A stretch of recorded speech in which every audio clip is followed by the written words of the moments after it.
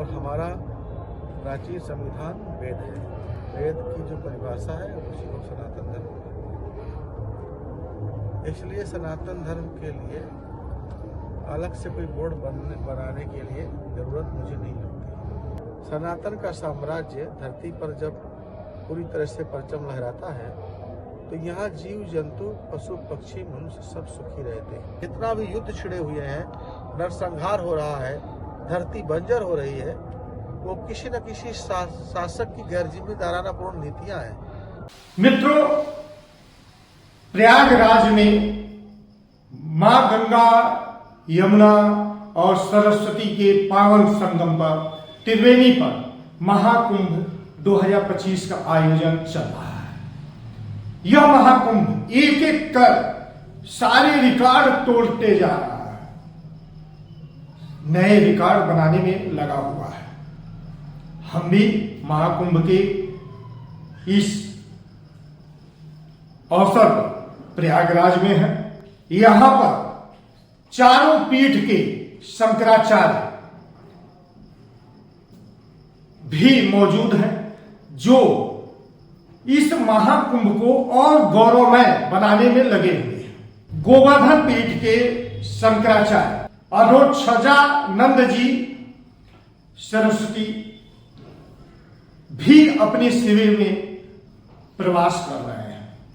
ऐसे में हमारी उनसे एक विशेष मुलाकात हुई। शंकराचार्य जी से पूरी दुनिया में वर्तमान समय में जो राजनीतिक स्थिति है, आर्थिक स्थिति है, सामाजिक स्थिति है, पूरी दुनिया जो तीसरे विश्व युद्ध के मुहाने पर खड़ी हुई है, इन सभी बिंदुओं को लेकर बातचीत हुआ।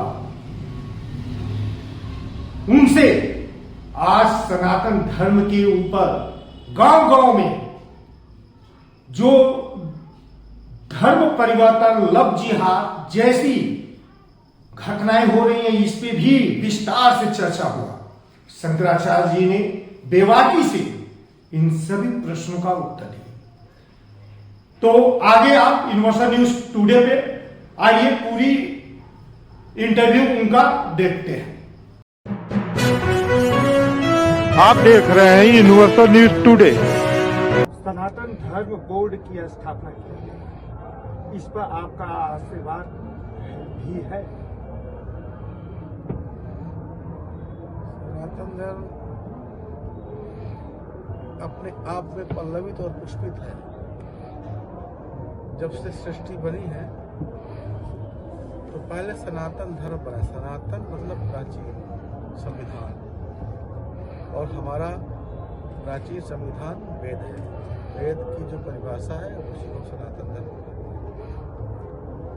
इसलिए सनातन धर्म के लिए अलग से कोई बोर्ड बनाने के लिए जरूरत मुझे नहीं लगती।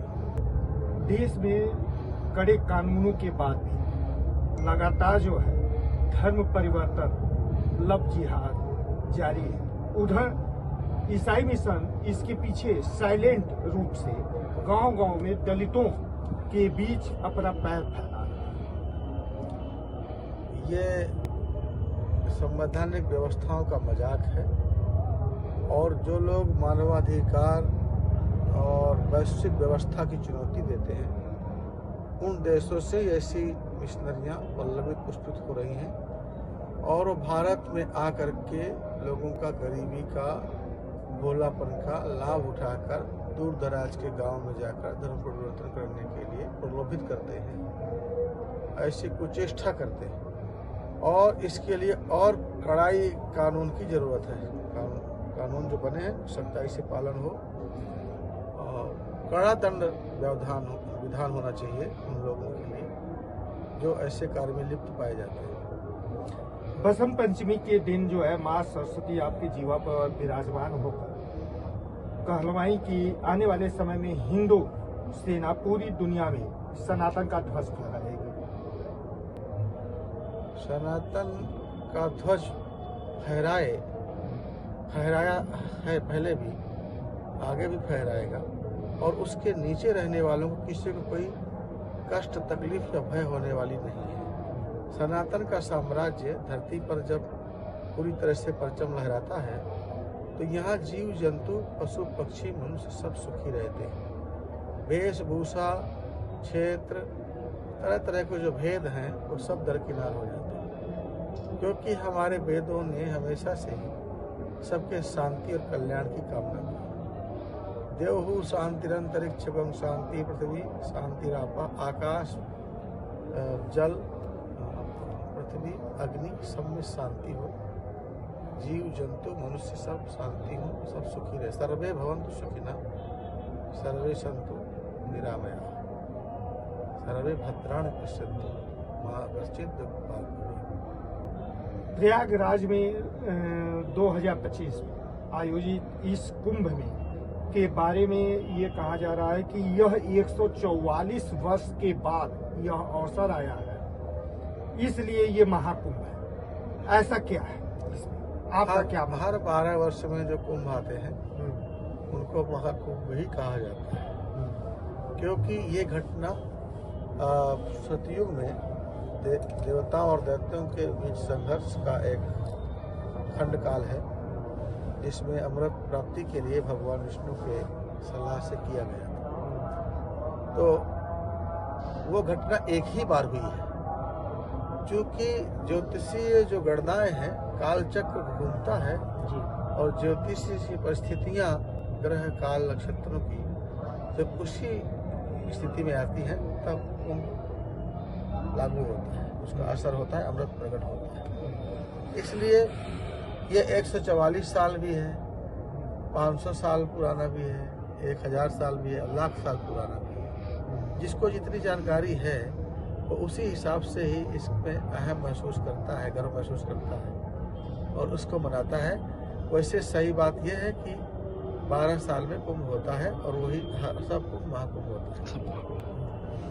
जी, ये महाकुंभ की इस धरती से, माँ गंगा के तट से आप अपने सनातनियों को पूरी दुनिया भर में क्या संदेश देना चाहते हैं? मैं सनातनियों को और पूरे इंसानों को ये संदेश देना चाहता हूँ कि स्वार्थ से ऊपर उठे।